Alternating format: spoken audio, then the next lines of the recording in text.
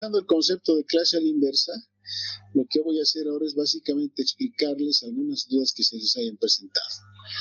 Ustedes han presentado un proyecto, un anteproyecto, con base en una topografía que ya les ha proporcionado la docencia. ¿No es cierto? Entonces ahorita todo Maldonado y con el ingeniero Bustos. Es un tema que ya no corresponde que yo les explique, ¿no? Y no se nos puede ir el tiempo en cosas que se supone que ustedes ya lo han. Me interesa. Lo que a mí me interesa es que empecemos a agarrar la técnica. Y que disculpe, Sí, adelante. hay un retorno de audio. No sé si podría bajarle el volumen a su parlante o alejar su micrófono, si no. ¿Cuál será? Porque yo estoy trabajando solamente con el micrófono y el audio está en mis oídos. Ah, qué raro, ingeniero, perdón, hay un retorno ahí. O es que algún compañero tiene su audio abierto y él está generando el retorno.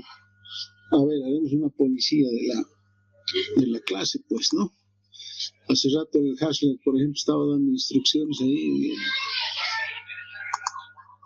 y nos estaba creando retorno. A ver, vamos a revisar quién tiene micrófono abierto. A ver, ya abandonó el ICE en la reunión, ¿ves? Y se ha ido. Bueno. Perdone, Inge, es que mi hermano estaba aquí, ha entrado de la nada. tranquilo, Harry, solo hago broma. La próxima a alguien le vamos a caer con las bromas, ¿no? El anterior semestre teníamos uno que le decíamos el hacker, entonces cada que se cortaba algo era el culpable. Es que no te preocupes, todo bien.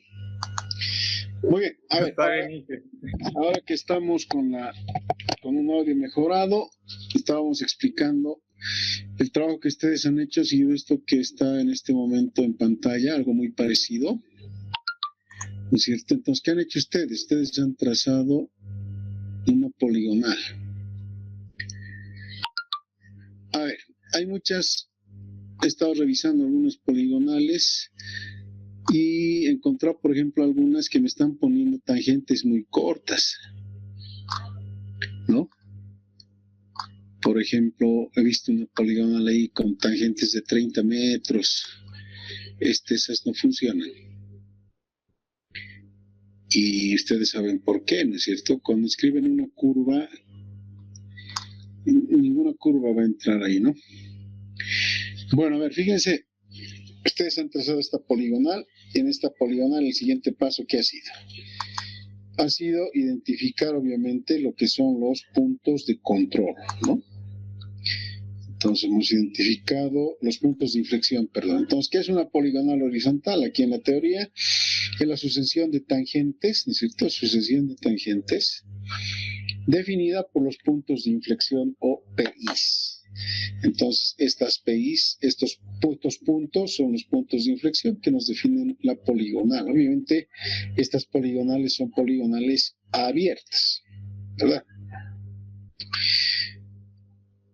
Les decía, por ejemplo, aquí en esta poligonal creo que el tramo más corto es este, del P6 al P7.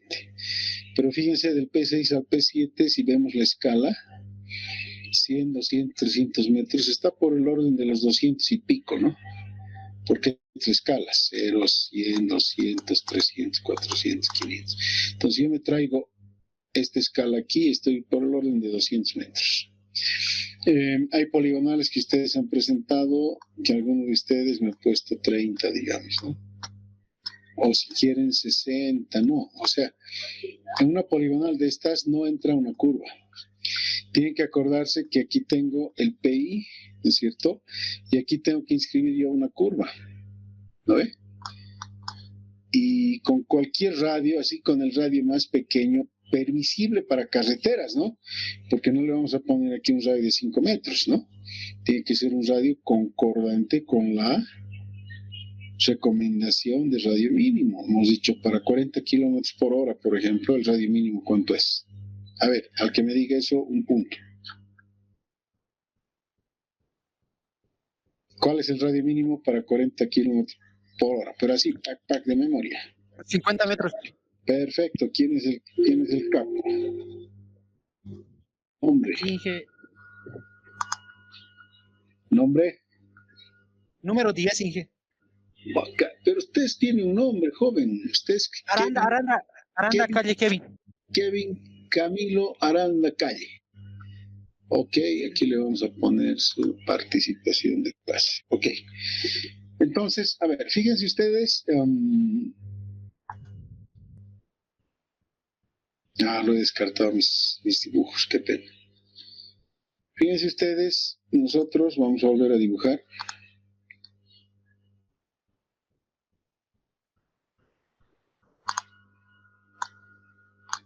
Me ha salido más fea mi tangente, pero bueno.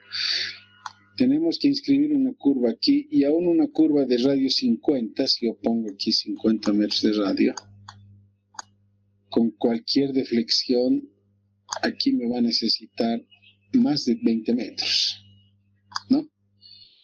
Salvo que mi deflexión sea una deflexión bien abierta, ¿no? Entonces ahí de repente me dé una tangente. ¿Se acuerdan ustedes cómo se llama este elemento, no ve? Se llama la tangente de la curva. Entonces, cuidado. O sea, si ponemos distancias entre PIs de 60 metros en un tramo donde está, como este, por ejemplo, bastante sinuoso, no va a entrar, ¿no? Entonces las longitudes entre tangentes deberían estar mínimamente por los 100 metros, ¿no? Suponiendo que vamos a usar radios pequeños, ¿ya? Eso porque cuando hagan ya su trazo, ya con curvas, pues no les va a entrar, ¿no? Entonces, está bien lo que han entregado, no quiere decir, a ver, esta práctica que hemos hecho ahora, no van a tener una calificación de que lo han hecho mal, cómo van a poner tangentes de 10 metros, de 20, no. Lo que me interesa es que ustedes hayan pensado, ¿no es cierto? Y que ahora razonemos ya con la explicación de clase. Entonces ya les estoy explicando, o sea, no vamos a usar y no vamos a pretender usar tangentes que sean, vamos a decir, tangente a la distancia entre PIs, tangentes que sean cortas, ¿no? De 60, 80 metros. Bueno, 80 puede ser, pero en un caso extremo donde tengamos unas curvas y un trazo de montaña, pero muy complicado, tal vez, ¿no? Pero en cualquier caso, vamos a considerar siempre tangentes un poco más largas a los 100 metros, aún considerando tramos de montaña. Bien, los PIs están referenciados ¿con qué? Con coordenadas absolutas. ¿Cuáles son las coordenadas absolutas? ¿Qué sistema de coordenadas absolutas usamos en Bolivia? Otros 10 puntos. UTM, ingeniero, UTM. WGS84. Excelente. UTM, sistema WGS84. A ver, ahorita vamos a... Aquí ya no lo vamos a descartar esto. Vamos a mantener. Ahora sí. Nombre. Luis Centellas, Inge.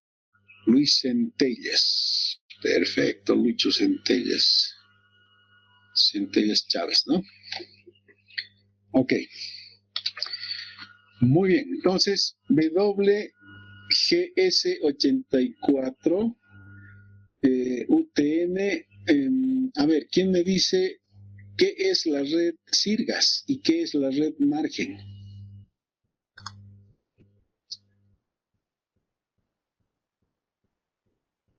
A la 1, a las 2, a las 3. Ya, ok. Anótense todos para la próxima, no para la próxima, me van a presentar un resumen, obviamente referenciado, con la fuente de dónde están sacando, por si acaso referencias como el Rincón del Vago los van a descalificar. Busquen las referencias importantes, ¿ya? Y van a investigar qué es la red Sirgas y qué es la red Margen. Tiene que ver obviamente con la geodesia y la topografía, ¿no? Bien. Entonces, como dice nuestro compañero Centellas, nosotros tenemos en este momento un sistema oficial en el Sistema Geodésico Nacional que dentro del sistema UTM, ¿no? el sistema universal de Mercator. Estamos con el W, bueno, esto no se puede manejar también, WGS 84, ¿ya? Me imagino que en geodesia ya les han explicado qué es, por qué es WGS y por qué es 84. En nuestro país, hasta cierto momento habíamos estado trabajando con otro sistema que era el PESAD 56. Pero el PESAD 56 fue superado por el WGS 84, ¿no? Que es otro elipsoide de referencia. Entonces, todos nuestros países tienen que estar referenciados a un sistema de coordenadas absolutas que tiene que ver con el sistema WGS 84. Y además establecen los puntos básicos. Fíjense, el momento que yo tengo la coordenada de este punto, la coordenada de este punto, la coordenada de este punto, ¿qué estoy definiendo? Estoy definiendo todo, porque cuando yo aplico geometría analítica, distancia entre dos puntos, calculo que aquí la distancia entre tangentes, ¿no es cierto? La distancia, me sale mal mi D, distancia entre PIs, ¿vale? Entonces tengo aquí la distancia entre los PIs y listo. Ok, entonces eso es importantísimo. La poligonal es la base del alineamiento horizontal y se configura a través de un proceso, esto es bien interesante, ¿no? Iterativo. ¿Se acuerdan ustedes? Yo les he dicho, a ver, vamos a suponer que soy yo el que ha hecho aquí, por decirles, otra ruta. Estoy viniendo una ruta aquí,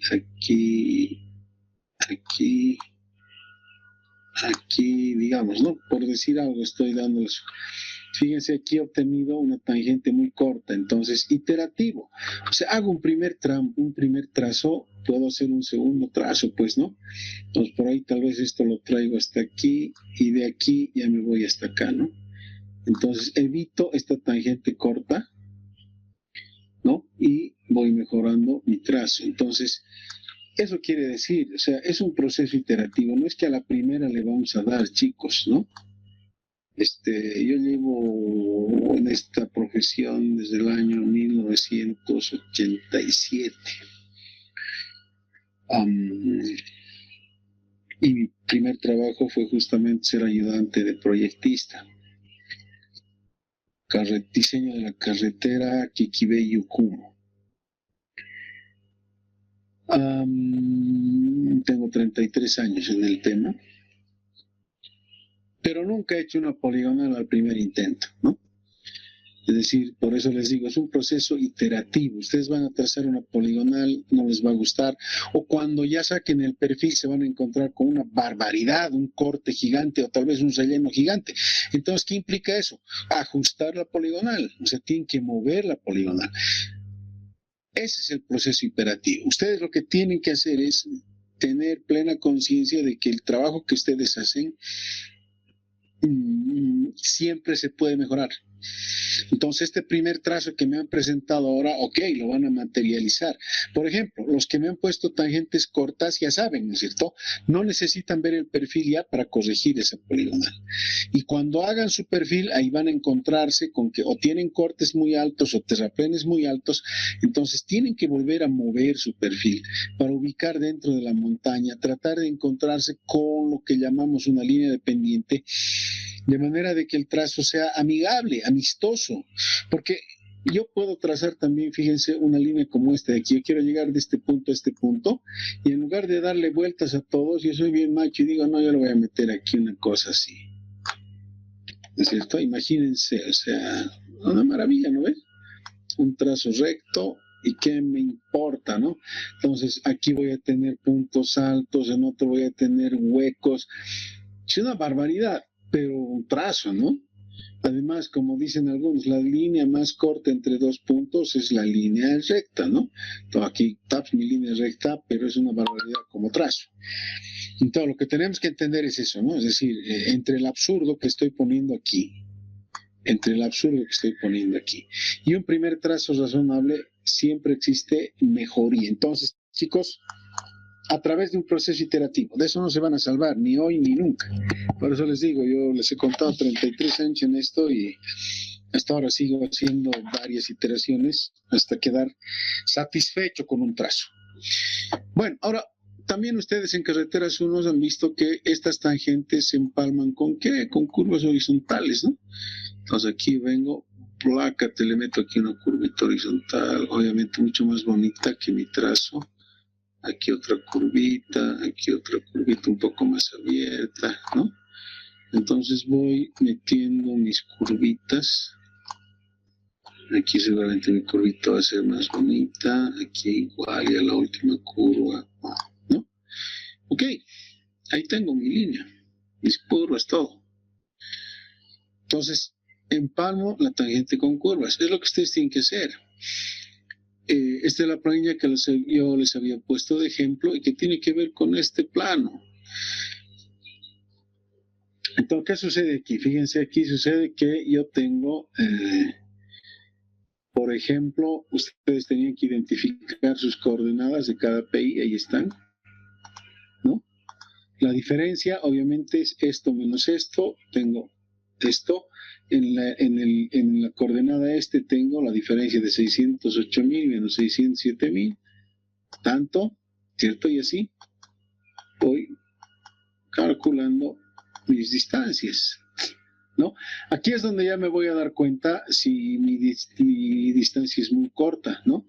Por ejemplo, aquí yo podría decir, a la vaina, 2 metritos nomás, pero 700 aquí, entonces, bueno, cuando saco la raíz cuadrada de esto, o del cuadrado de cada uno, de la suma de los cuadrados de las distancias, pues tengo la longitud de la tangente, ¿no? Entonces, en este caso, bueno, es una longitud, fíjense, de 765 metros. Bien, deflexiones. Ustedes ya saben cómo calculo una deflexión. Si tengo aquí una tangente, tengo la otra.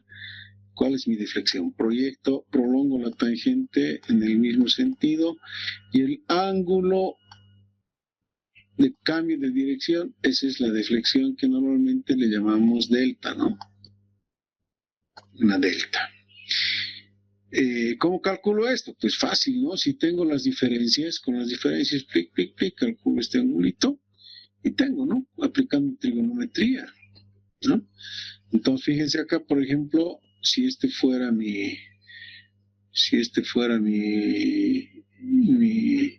trazo, este se prolonga aquí y mi deflexión es esta, ¿no? ¿Cuánto había sido? 86 grados. ¿A qué lado? A la derecha. Lo primero, mi deflexión a qué lado es? A la izquierda. Entonces, fíjense, a la izquierda, ¿cuánto? Entonces, proyecto esto, lo prolongo, mido este ángulo, fíjense, había sido 30 grados. Y así voy midiendo las deflexiones. Calculo las distancias y también por trigonometría calculo yo el azimut, ¿no? Entonces, en este caso, digamos, vamos a venir, si yo tengo aquí mi origen de coordenadas, pues mi azimut aquí está bien clarito, serían 37 grados. Acá está con azul el origen de coordenadas, fíjense, y el azimut lo medimos siempre respecto del norte, ¿no? Lo mido respecto al norte, ¿cuánto había sido? 123,49. El otro azimut, que si lo pongo aquí en mi origen de coordenadas, me da 93. Este otro azimut de aquí a acá me está dando ¿cuánto? Me está dando 113, ¿no? Y así, ¿no? Es decir, yo voy definiendo mis azimuts, por ejemplo, aquí, si yo tengo en el PI9, por ejemplo, si tengo aquí mi origen de coordenadas, el azimut va a ser todo esto, tiene que dar toda esta vuelta así hasta aquí, ¿no? Entonces me vengo al PI9, del PI9 al PI10 sería, ¿no? Del PI9 al PI10 mi azimut es 337 grados, fíjense, para llegar aquí, ¿no? Entonces está clarísimo, ¿no? Estamos casi dando una vuelta entera. Entonces, esta es la información que me da la poligonal principal. Esta columna es clave porque aquí me está dando las distancias, ¿no es cierto? Aquí me está dando las distancias. Ok, y decimos que yo puedo empalmar las curvas, las tangentes con curvas circular, bueno, con curvas, ¿no? ¿Qué tipos de curvas? Aquí estamos mostrando, las curvas pueden ser circular simple, una curva compuesta por sucesión de curvas verticales y una curva compuesta con curvas de transición. Todos ustedes lo han visto ya con mis colegas de Carreteras 1, ¿no es cierto? Entonces ustedes tienen que repasar, ¿no? ¿Cómo calculo mi curva circular simple? Los elementos geométricos. ¿Cómo calculo mi curva compuesta con sucesión de curvas circulares? Y finalmente, ¿cómo calculo una curva compuesta con espirales de transición? ¿No? Entonces son los tres tipos de curvas con los que normalmente vamos nosotros a trabajar. Aquí tengo un ejemplo de libro donde tenemos los elementos de una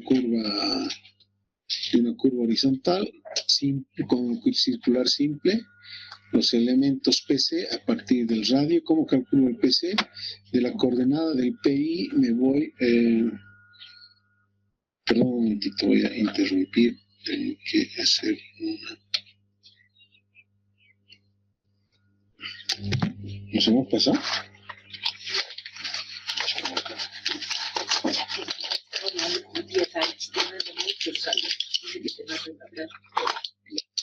Espera, tomar esto, porque estoy en clase.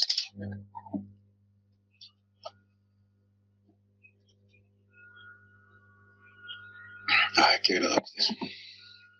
Gracias. Casi se me traba la pastilla en mi cara.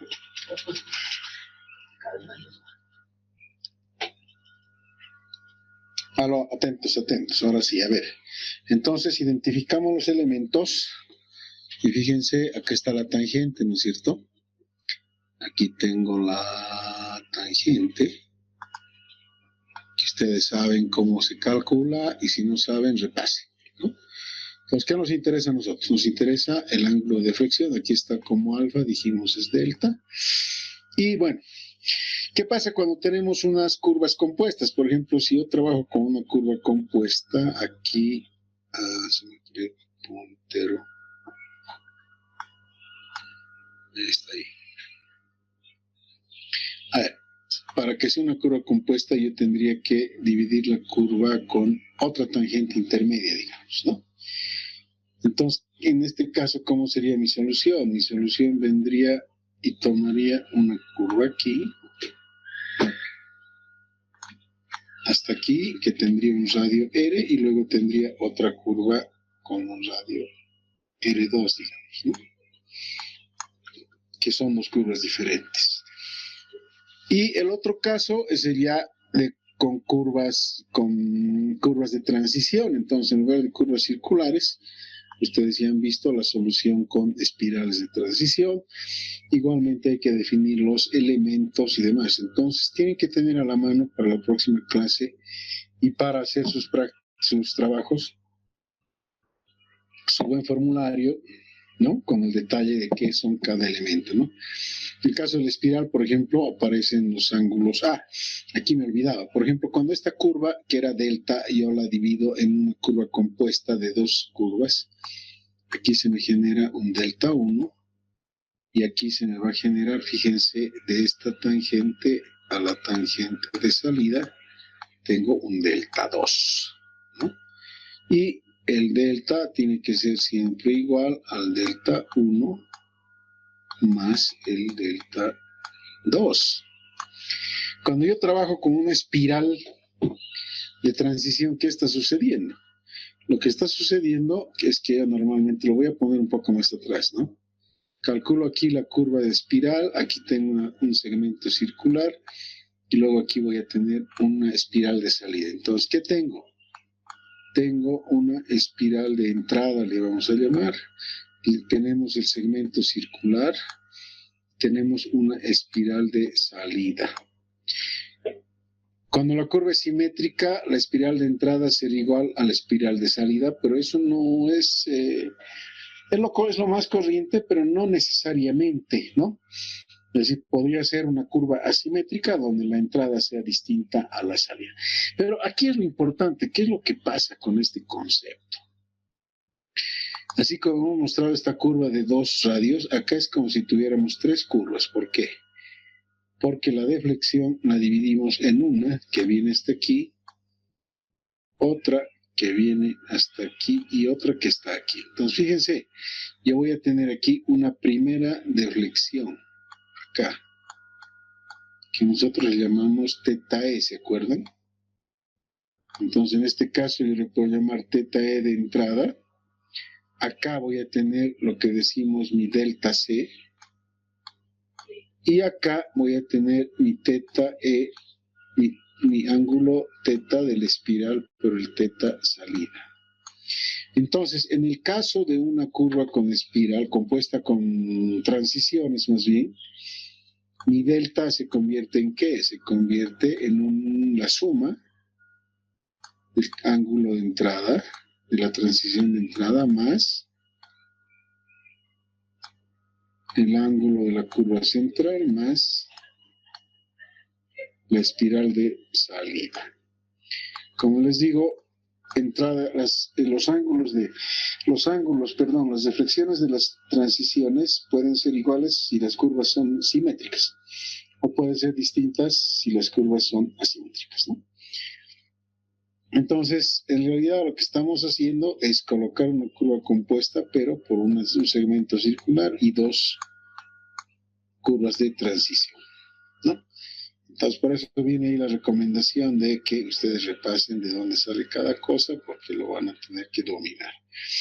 Aquí pueden tener, este es un dibujo clásico que van a encontrar en cualquier texto de carreteras, donde se muestra la proyección arriba de una curva horizontal con curva circular simple, ¿no? Y en la curva de abajo se ve una curva con curvas de transición. Entonces la idea del dibujo es que fijen, por ejemplo, en la curva simple tenemos una especie de agudeza aquí, un punto agudo. En cambio, cuando es con transición, el cambio de dirección es mucho más suave a la vista, ¿no? Incluso estéticamente se lo ve mucho más amistoso esta curva que esta, donde está el mismo vehículo, ¿no? Es importante esto porque realmente nos permite visualizar las ventajas o la conveniencia de usar más curvas de transición que curvas circulares simples. Bueno, en todo caso, todo obedece a un esquema teórico de lo que representa. Bien, entonces entramos a lo que son las curvas de transición. Es importante decir que al transitar en una carretera, cuando llegamos al final de la recta, nos encontramos con un cambio de dirección. ¿Se acuerdan ustedes? ¿No es cierto? A ver, venimos aquí, bla, bla, bla, aquí. Aquí yo llego, estoy en esta recta, corro con mi vehículo, pero fíjense, me encuentro con un cambio de dirección, ¿cierto? ¿Cómo materializo el cambio de dirección? Con una curva. ¿Sí? Tengo que calcular el cambio de dirección con una curva, y ese cambio de dirección, alumnos, tiene que ser un cambio que permita una serie de ventajas. Lo que sabemos analizar. ¿Qué sucede cuando tenemos un cambio de dirección brusco? A ver, imagínense ustedes que están corriendo por cualquier calle y de pronto tienen que evadir una señora que está al frente. Tienen que hacer un cambio inmediato, ¿no? Brusco. Entonces sienten una sensación de incomodidad por la maniobra, ¿no? Imagínense con un vehículo, eso se experimenta con mucho más fuerza. Entonces aparece de manera instantánea la aceleración centrífuga. Entonces yo tengo aquí, voy caminando y de pronto tengo que hacer esa curva. En este punto donde inicio el cambio de dirección, inmediatamente empiezo a sentir una fuerza que me empieza a expulsar, ¿no es cierto?, del centro de esta curva. Me quiere sacar de mi trayectoria. Mi trayectoria es esta. Inmediatamente interviene la aceleración centrífuga. Entonces acá dice es una instantánea, ¿no es cierto? Instantáneamente la brusca acción de la fuerza, aceleración centrífuga.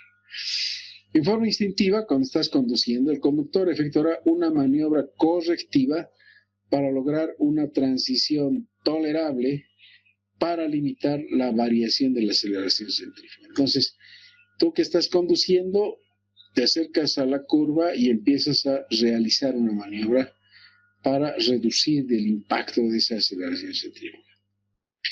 Entonces dice un buen diseño que buscará. Primero, que el cambio de dirección sea gradual, ¿no? Si obviamente nunca vamos a manejar un diseño así, ¿no? En esquina, no existe, ¿no? Pues por eso metemos una curva. Dice que la intervención de la aceleración centrífuga sea variable, desde 0 hasta su valor máximo en correspondencia con el radio de la curva. Es decir, nos piden que definamos que en la trayectoria, a partir de un punto X, nosotros tengamos una aceleración centrífuga que sea 0 en este punto, y que de a poco vaya creciendo hasta llegar a su valor máximo cuando estamos hablando ya de un radio de la curva central, ¿cierto? Por eso dice, hasta su valor máximo en correspondencia con el radio R de la curva. Para el efecto, se desarrolla una trayectoria de transición entre el alineamiento recto y el grado de curvatura. La trayectoria determinada varía en función de ¿qué? Primero, de la velocidad de circulación.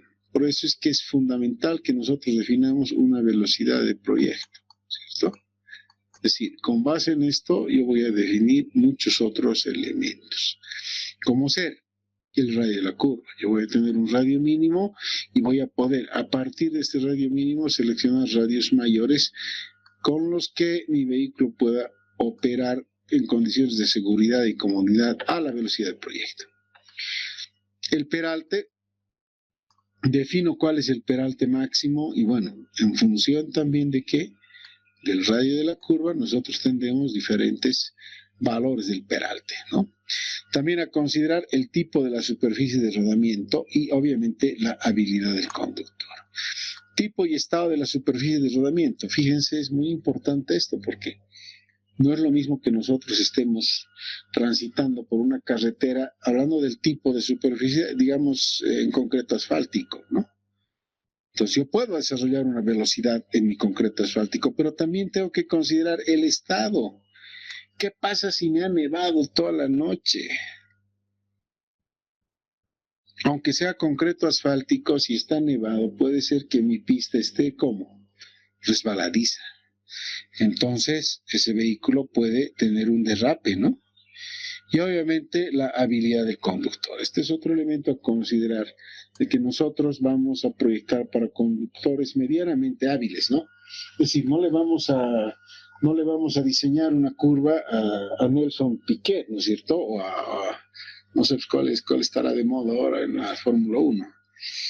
Y tampoco vamos a diseñar para uno que se está recogiendo de su farra, ¿no? Que esté manejando chupado el tipo.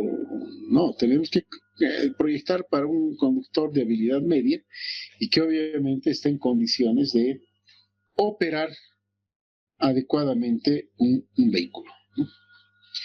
Entonces, bueno, todo esto tiene que ver, fíjense, con lo que para nosotros implica un buen diseño. Tenemos que considerar todos estos elementos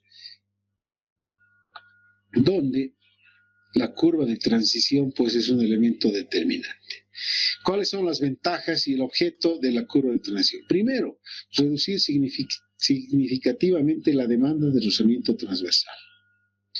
Entonces, la curva de transición nos tiene que ayudar a que el vehículo estabilice su marcha, digamos, con una reducción notable de la demanda de rozamiento. ¿Por qué?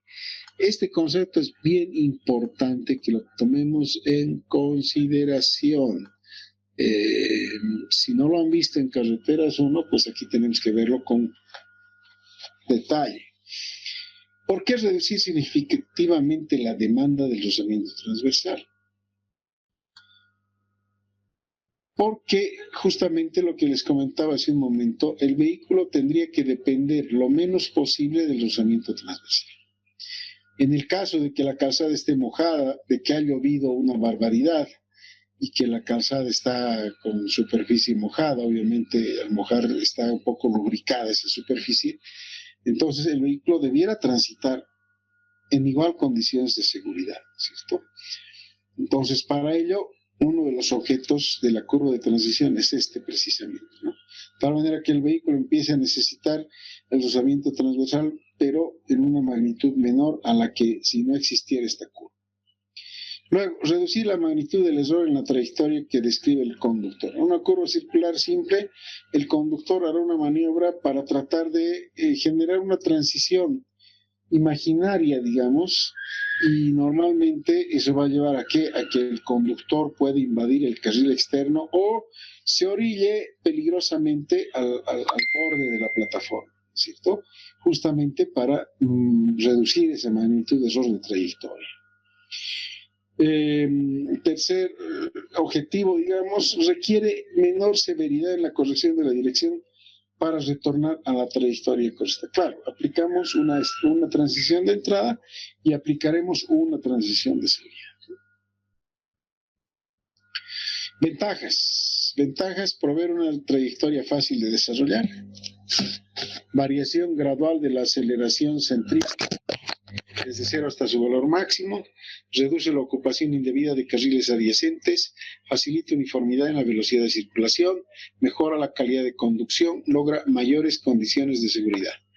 Permite la transición del peralte, facilita el desarrollo del sobreancho de la calzada en la curva, modela estéticamente las curvas y mejora el efecto visual. ¿Se acuerdan de la primera, de la fotito esa que vimos, que les dije que es clásica esta, ¿no?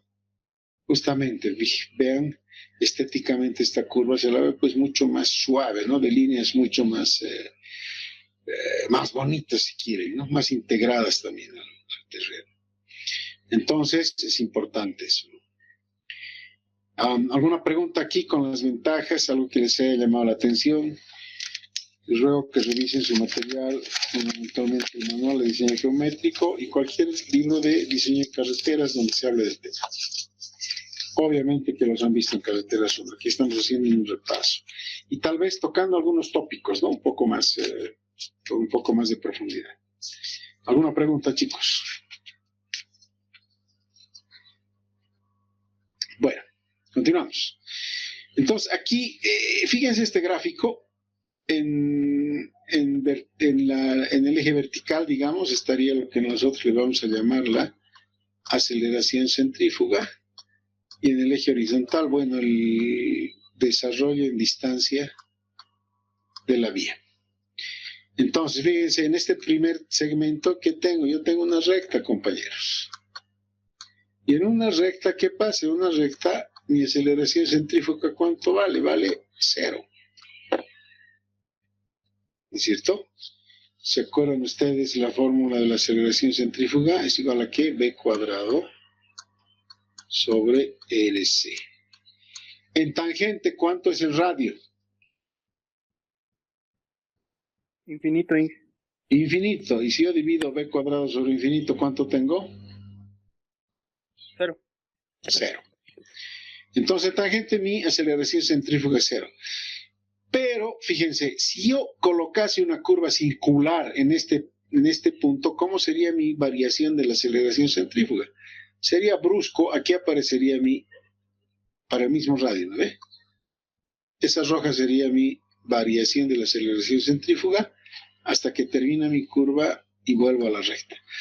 Entonces, fíjense lo que pasa con el vehículo. Está circulando sin ninguna solicitación, pero de pronto, de manera súbita, aparece la aceleración centrífuga. Entonces, es una condición desfavorable para cualquier conductor, hábil, no hábil, peor si está chupado, no es, se va a salir de frente. Entonces, esto es lo que me interesa que conceptualicemos. ¿Qué pasa si tengo solo una curva circular? Pues voy a tener una súbita aparición de la aceleración centrífuga, y al aparecer mi aceleración centrífuga, ¿qué sucede? Aparece mi fuerza centrífuga. Sin embargo, cuando yo proyecto una curva de transición, fíjense, De cero en la curva de transición, a medida que avanza, va creciendo la aceleración centrífuga, hasta que llega a su valor máximo con el radio RC el radio central de la curva, ¿no? El RC. Entonces, ¿qué sucede? Sucede que aquí en tangente mi radio, ustedes lo acaban de decir, es de valor infinito, ¿no es cierto? Es de valor infinito.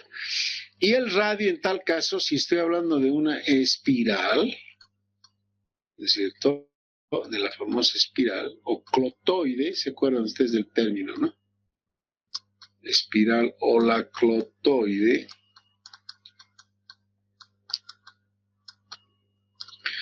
Entonces quiere decir que mi espiral varía desde el radio infinito hasta el radio más chico, que es el radio RC, ¿cierto?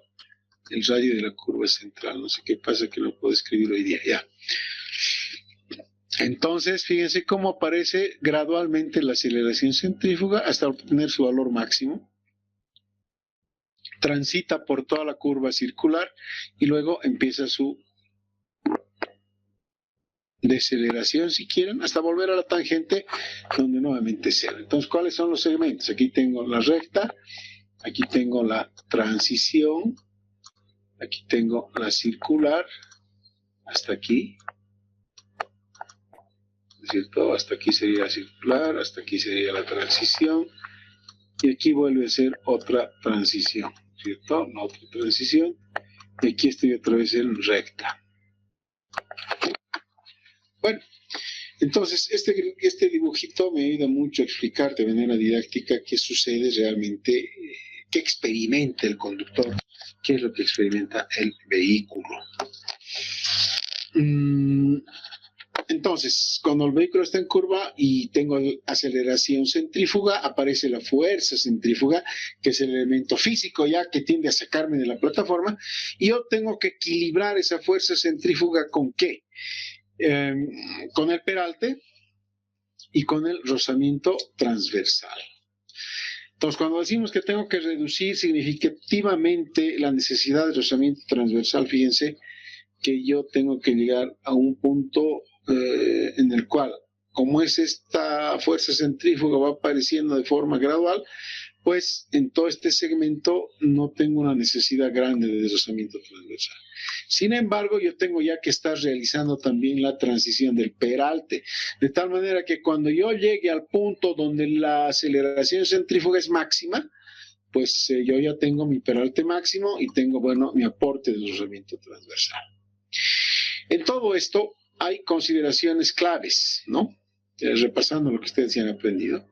La primera es que el vehículo es una masa rígida, no hay movimientos internos, ¿no? Es decir, consideramos que el vehículo es como un bloque de ladrillo y nada más se mueve ahí adentro, ¿no? Nada más se mueve ahí adentro, es el bloque ahí y listo. El baricentro es equidistante de las cuatro ruedas. Yo tengo aquí mis cuatro ruedas y considero que el baricentro va a ser un puntito aquí y no necesito más. Los cuatro neumáticos son idénticos y esto realmente debería ser así en la vida real, ¿no es cierto? Misma presión de inflado. Sí, yo veo a veces algunos vehículos, sobre todo los taxis o minibuses, tienen una llanta que está ya gritando para que la cambien y hay otros que están relinchando de nuevas, ¿no? Entonces, claro, con ese tipo de vehículos estas consideraciones no se cumplen. Lo normal es que tus cuatro vehículos los gastes pues por igual, ¿no? Ok, que sean idénticos. Luego, el radio de la curva es lo suficientemente grande como para considerar al vehículo como una masa puntual. En efecto, ¿no? Si yo tengo aquí mi vehículo que tiene 4 metros de longitud y mi radio debería tener, no sé, 50 metros, bueno, por la proporción, aunque es casi el 10%, pero bueno, para 50 metros considero que esta es una masa puntual, ¿cierto? Y que no tiene una dimensión mayor. Luego, el vehículo circula a velocidad constante. Eso tiene que ser, o sea, por eso decimos que el conductor tiene que ser medianamente hábil. Cuando llegamos a una curva, chicos, por ejemplo, los que saben manejar, si alguno se animó a cruzar en curva, es muy irresponsable, ¿no? Y por lo tanto, cuando entramos a la curva, tenemos que mantener velocidad de crucero, una velocidad constante, porque si queremos adelantar tengo que acelerar 1, 2, tengo que verificar si tengo visibilidad para hacer la maniobra, si no me voy a matar con un camión que está viniendo en sentido contrario. Entonces, yo considero que el vehículo circula a velocidad constante, ¿no? Y solo en ese caso se cumple este gráfico, ¿no? Porque si le aumento la velocidad, imagínense, esta rectita podría ser una cosa así, ¿no ve? Si algo variable, ¿no? No. Tiene que considerarse como una velocidad constante, ¿ok? Entonces, ¿cuáles son las solicitaciones que aparecen sobre un vehículo en curva? Estamos diciendo la fuerza centrífuga. ¿Cómo se calcula la fuerza centrífuga? Bueno, aquí están los valores, el peso del vehículo, la gravedad, la velocidad de circulación del radio. Y nos dice que esta fuerza centrífuga por el coseno de alfa, cuando resolvemos físicamente en este gráfico y generamos una ecuación de equilibrio, pues lo que yo tengo es esta ecuación que está aquí a la derecha, ¿no? Que les desafío a revisarla, y si me he equivocado me ayudan a corregirlo, donde el peso es el vehículo en toneladas, P mayúscula, P minúscula, el peralte en metro por metro, es decir, no va en 8%, no, este va en metro por metro, entonces 0.08 sería, ¿no? Luego, FY es el coeficiente de rozamiento transversal, V, la velocidad de circulación del vehículo, R, el radio de la curva en metros.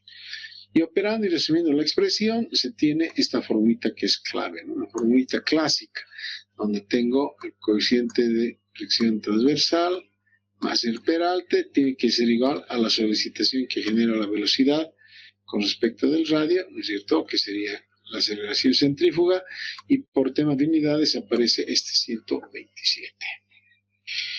Ok, aquí pueden ustedes ver un cálculo. Yo tengo para peralte 4%, tengo diferentes radios. Esta curva para el radio de 50, esta curva para el radio de 200, esta curva para el radio de 1000. Y aquí yo tengo, fíjense en esta curva, mi coeficiente de fricción admisible, ¿no? Ahí. Entonces, fíjense, para cada tipo de radio yo tengo un diferente coeficiente admisible, ¿no? 50, 200 y 1000. Obviamente, para mayor radio, menor necesidad de coeficiente de rozamiento. Este es otro ejercicio donde igualmente aquí tengo la demanda de rozamiento transversal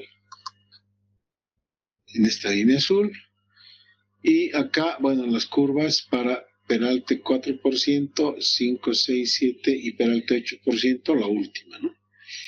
Fíjense, cuando yo tengo, aquí me interesa analizar esto, que yo tengo un peralte de 8%, mi coeficiente de fricción transversal requerido es ligeramente menor que cuando mi peralte es 4%. A ver, ¿qué me interesa en este gráfico? Que analicemos que en todo caso la variación del coeficiente de fricción transversal o de rozamiento transversal no está totalmente determinada por el peralte, ¿no? Sino es que el peralte va a reducir de gran manera. Sí disminuye un poco, pero no tanto, ¿no? Lo importante en cualquier caso es que esta curva sea una curva como esta, o si quieren un poco más abajo, pero en función de otros parámetros que hay que analizar. Este análisis de 4 y 8% hemos hecho considerando un radio de 50 metros. Ahora fíjense, otro tema aquí. La velocidad de circulación, para yo tener un equilibrio, tiene un rango entre 30 y 40 kilómetros por hora, más bien entre 34 y 38 kilómetros por hora, ¿no? Entonces, en este rango va a funcionar esta solución, en todo este umbral.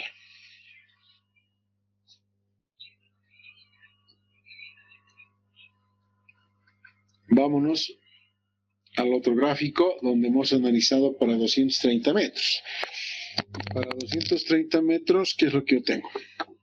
Las mismas curvas para 4 y para 8% de peralte. Tengo la misma curva de fricción transversal, pero observen, para 230 yo puedo circular desde 74 kilómetros por hora hasta 81 kilómetros por hora, ¿no?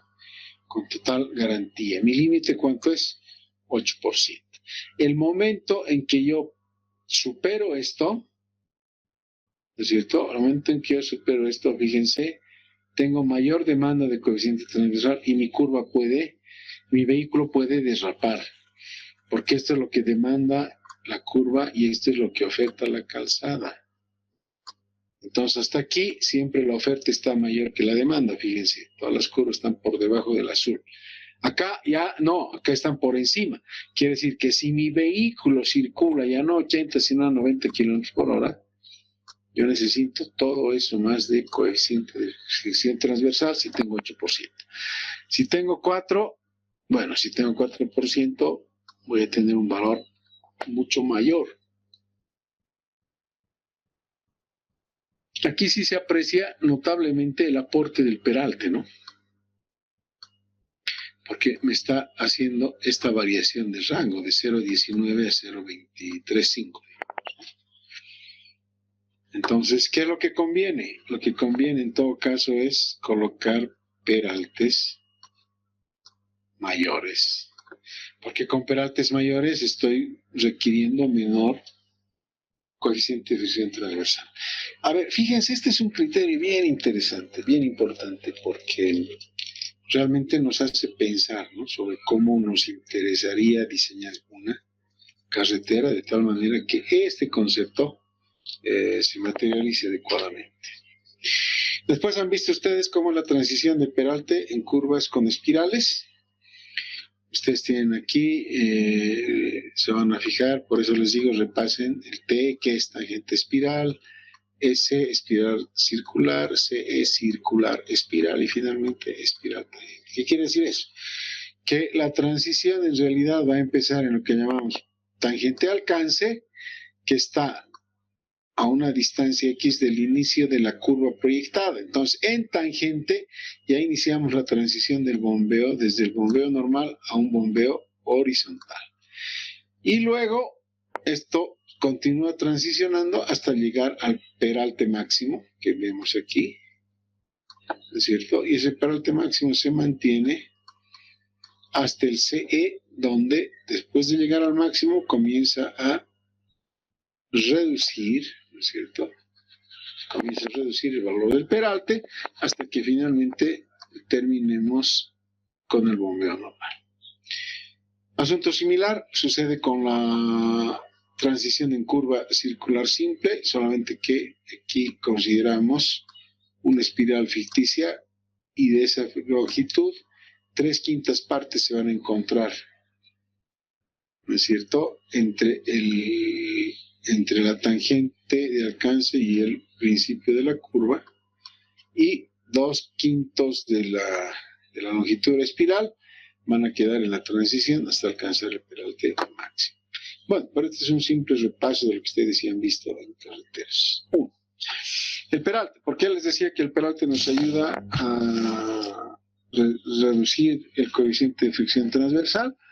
Aquí lo tienen, y en esta evaluación que hacen los técnicos que diseñaron el manual del ABC, dijeron, ok, yo voy a mantener para carreteras un umbral de 8% de peralte entre 0 y ¿cuánto? Fíjense, entre 0 y 700 metros radio. ¿No es cierto? Este ha sido un nuevo paradigma de diseño que en lo personal me parece sensacional. Y para camino nos da que la transición del 8% debería ser de 0 hasta 350 metros de radio. En camino, obviamente, donde las condiciones de exigencia son menores. Pero fíjense, esto nos interesa y luego aquí se calcula y ya vamos a ver con más detalle esto. Muy bien. Entramos ya para terminar la clase.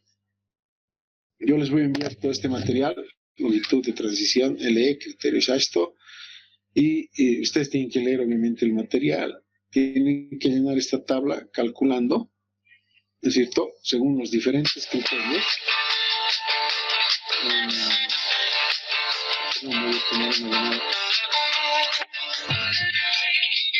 A ver, bonita. Hola, Gati. ¿Cómo estás, hermano? Sí, sí.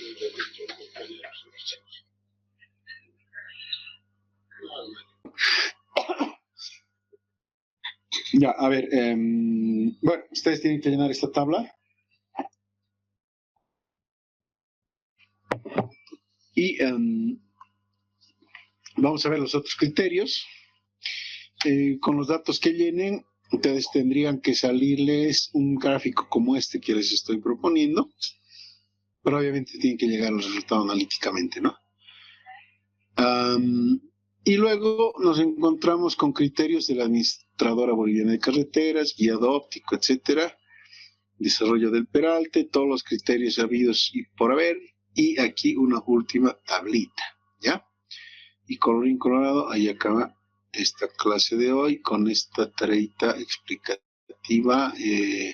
Léanlo en los manuales y bueno, si tienen consultas vayan haciendo a través del WhatsApp, ¿no? Ok, entonces está definida nuestra siguiente práctica, que sería el complemento de su perfil longitudinal y obviamente ya el plano en planta perfil, su iteración. Ustedes vean en cuántas iteraciones van a lograr su perfil, perdón, su poligonal horizontal. A ver, normalmente, ¿qué es lo que van a hacer? Van a hacer la poligonal, van a hacer el perfil. En el perfil se van a encontrar con pendientes muy grandes o con un hueco. Han visto en el video he tratado de hacerlo lo más breve posible porque obviamente tampoco podemos cargar archivos muy grandes, ¿no? Lo malo de los videos es eso, que se generan en formatos muy grandes. Más bien, si alguno de ustedes sabe reducir tamaño de archivos de video, sería ideal que compartan conmigo, ¿no? Para que puedan poner videos más largos que sean más livianos. Bueno, en todo caso, lo que tienen que hacer ustedes es grafican su perfil y en su perfil les va a dar que necesitan cortar o que necesitan rellenar mucho en su línea de pendiente y hacen su iteración, ¿no? Y van jugando un poco. Y eso es lo que tendrían que hacer. Y este otro ejercicio que es clave también para que la próxima clase podamos correr con el tema. Bueno, es importante, queridos alumnos, que tengamos todos en mente. Ya tengo otro más. ¿Quién ha llegado? A ver, ¿quién es el último en llegar? Me gustaría saber quién ha llegado al último para incluirlo en la lista.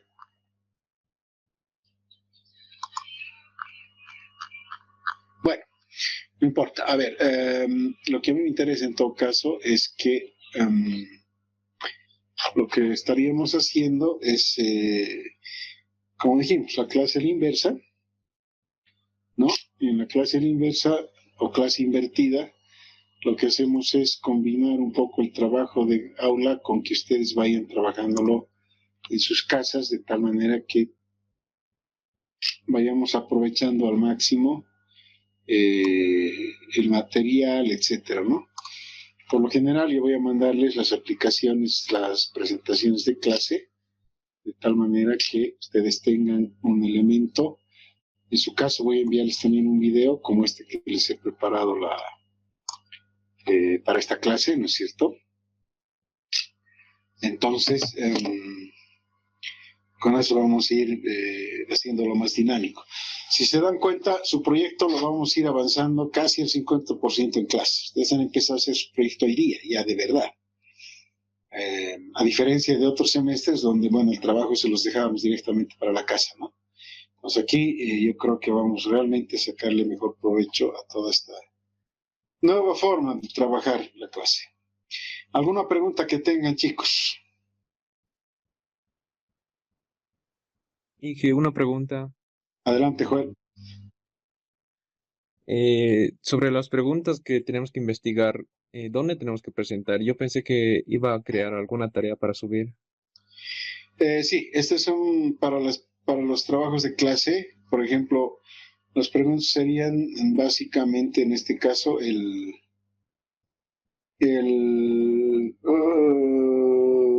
red sirgas y red margen, ¿no?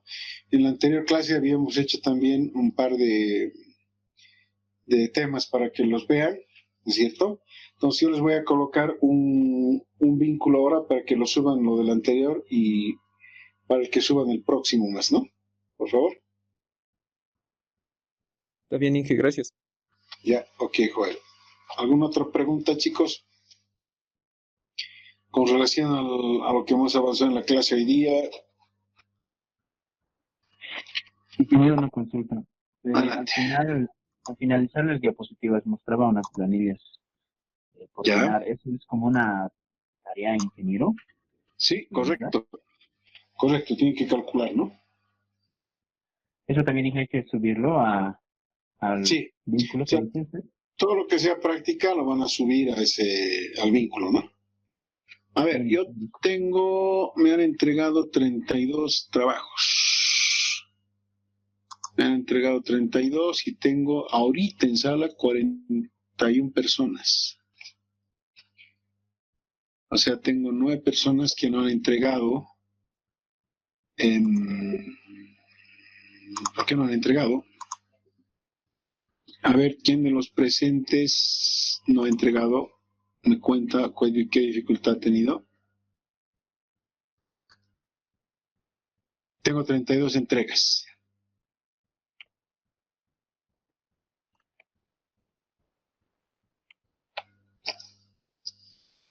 A ver, ¿cómo es, muchachos? Ayúdenme, pues. Inge, le quería decir, no tuve problemas, sino es que recién tenía mi punto y por eso no alcancé y estaba haciendo con calma y no alcancé, por eso ya. ¿Tu nombre es Huáscar? Bruno, sí, Huáscar Bruno. A ver, Bruno, sí, el tuyo era el 57. Creo que ha sido el último en entrar. sí, ingeniero. Ya, ok, en tu caso pasa, ¿no? Pero entrégamelo hasta en 1 hora máximo, ¿ya? Ya, ingeniero, está bien. Se supone que ya tienes. ¿Quién más? Buenas noches, ingeniero. Mi persona no ha presentado. Iván Aquino. ¿Por qué no has presentado a Iván Aquino? Tú estabas desde el principio. Sí, ingeniero, va a disculpar, está trabajo, ¿no? Estaba en una pequeña reunión. O sea, ¿no estabas en clases? No estaba en sí en ambas reuniones. ¿Y por qué has sobrepuesto dos reuniones? No, ingeniero, como le comentaba el otro, este aspecto laboral y no tenía que estar sí o sí. ¿En qué trabajas? Documentación, planos, ingeniero. ¿Y todos los miércoles va a ser así? No, ingeniero, hoy día era una reunión extracurricular, ¿no? Una conferencia en sí. Ok, te doy 10 minutos, digo 1 hora más, igual que al Bruno, ¿ya? ¿Quién más? A ver, chicos. Buenas noches, ingeniero. Nombre, Buenas noches. Hernán Charcas. ¿Qué ha pasado, Hernán Charca? Ok, 1